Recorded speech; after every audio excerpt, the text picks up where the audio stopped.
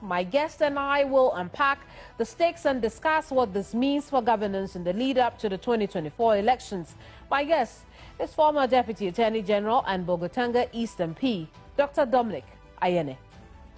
Doc, you're welcome to Hot Issues. Thank you very much for having me, Kameni. Where will your side sit on Tuesday when you reconvene? Well,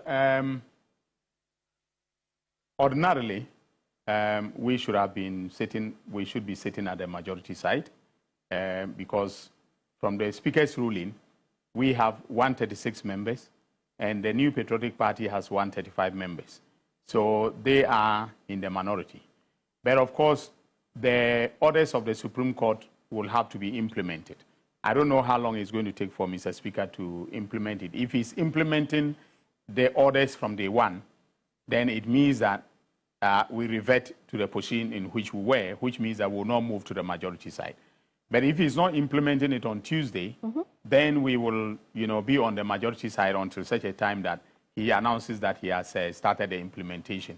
Because I believe Mr. Speaker is going to instruct his lawyers to, as a matter of urgency, file processes on Monday to try to set aside the orders of the Supreme Court. I think that is what is going to happen. I spoke to Mr. Speaker's lawyer, Mr. Tadio Sori, before I came to the studio, right. When I knew that we were going to be discussing some of these issues. So definitely, I believe that Mr. Speaker's, instructions will include expeditious filing on Monday to be able to contest the orders that have been made by the Supreme Court. Because as I said, ex parte orders are an aberration, especially when they are being issued against another branch of government, and especially a co-equal branch of government. The courtesy should have been extended to Mr. Speaker so that his lawyers will come to court to contest the injunction application on its merits. All right. Now, Mr. Speaker has, performed a public function, by informing the House, pursuant to Order 18 of the Standing Orders of Parliament, of the occurrence of a vacancy, right? And there are public duties flowing from that will ensue from Tuesday. Now, to enjoin the performance of those public duties, is unusual. I mean, the courts have been very, very clear that you don't enjoin the performance of a public, duty. But of course, I think the lawyers for the Honorable Afenyo Markin basically use the specter of deprivation of representation, as the basis. As if in 2020, when they decided to write for the Formina MP, situation.